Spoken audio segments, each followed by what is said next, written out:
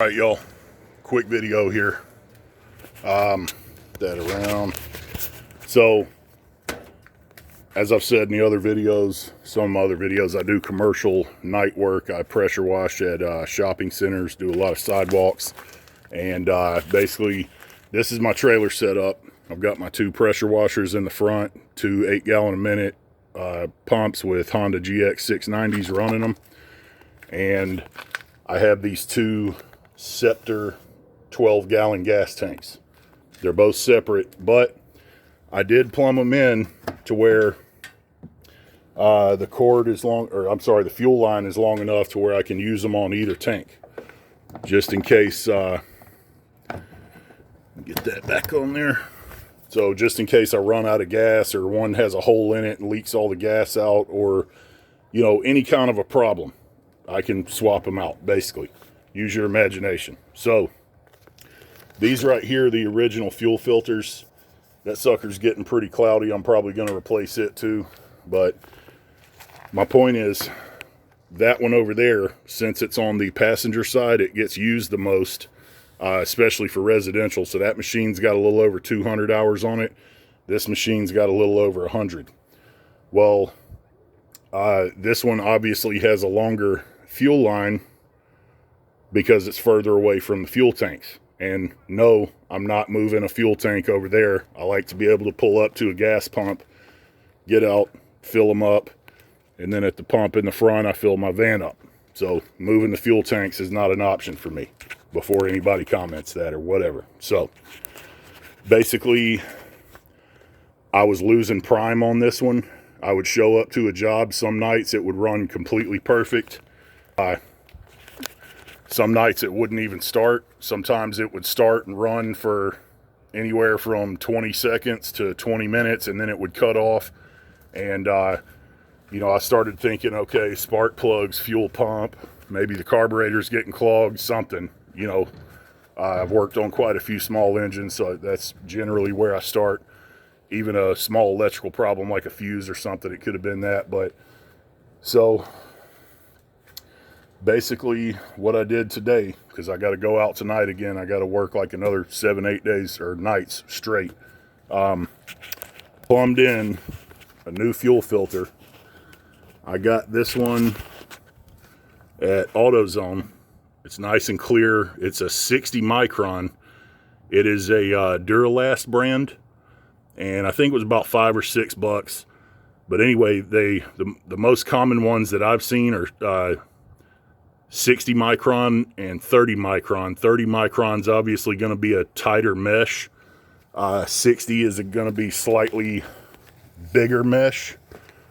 So that one on the package, it said it's made for small engines that have mechanical fuel pumps. So it's easier for the fuel pump to suck fuel through that filter, but it still gets it pretty clean. So basically, I was starting to think it was the fuel pump, but I was like, no, it can't be that, because when it's getting gas, it runs perfect. I mean, the machine's not that old. It's less than a year old. So that's where I started. And basically, when I'm driving around, like after the job, I always take these off. I don't ride around with them on, and I always screw my lids on tight. So basically what I figured out was this one was losing prime. And you can see this is a little over 6 feet of hose right here. So for that tiny little mechanical fuel pump, it's not electrical, it's mechanical. It just goes off of the pressure from the engine. It can have a hard time sucking fuel, especially if that filter is even a little bit clogged. Or if you're using too fine mesh of a filter like a 30 micron. And some others may disagree. That's fine, I don't care. But basically, another thing I wanted to do, because if it did lose prime, the only thing I could do before today was go over there and just keep turning the engine over, which heats up the starter and heats up the battery cables. It drains the battery, so on and so forth. So I was at Academy, which is like a sporting goods store, if y'all aren't familiar with what that is. And in addition to this new fuel line and fuel filter, I put in a primer bulb. You can pretty much get these anywhere where they sell like boat parts and boat gas tanks, things like that. And so I plumbed this in. Now this one has 5/16 fittings on the end, and this is 1/4 inch line, and the fuel filter has 1/4 inch barbs. This one has 5/16, so you're gonna have a little bit of trouble sliding them on here. But what I did was slid a pair of needle nose pliers in there and stretched them out, kept stretching them, and then I slid them over there. So they fit no problem. You just got to work them on. But basically, I was having trouble with this. I put this primer bulb on here today.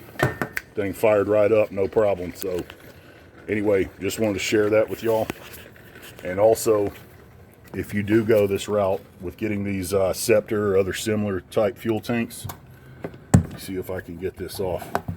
I used Yamaha type fittings. Okay, that's where the fuel comes out, and that's just the clip right there that holds this part on.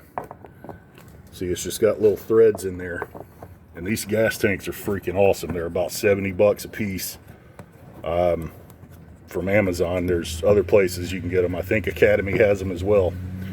But basically, it's just got that little clip right there and a spring-loaded ball, and you slide it on there and it locks on. So, but again, just in case something happens, I don't want them to flood the carburetors or flood the engines with gas, so I always take them off. But these are, each one of these is like 7 to 10 bucks a piece for these fittings, and there are cheaper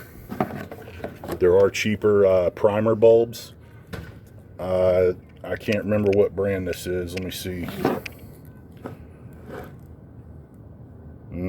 Whatever that means. Yeah. Panyu Industries. It's probably Chinese. Whatever. But it seems like it's real good quality. It's nice and thick. Doesn't seem like it's going to tear easily or anything like that. So if you're doing a long run with your fuel line, or even if you're not, it may be a good idea to spend the 20 bucks and just add that on there, just so you don't have the same kind of problems that I did. So anyway, again, just like a quick 7-8 minute video. I hope that helps y'all out. This doesn't just apply to pressure washers. This can be with boats, or you know, any other thing like that that you run off of a, you know, a remote fuel tank set up like that. So anyway, I got to go to work tonight. I'm gonna go and take me a nap, and I'll see y'all on the next one. I appreciate y'all watching.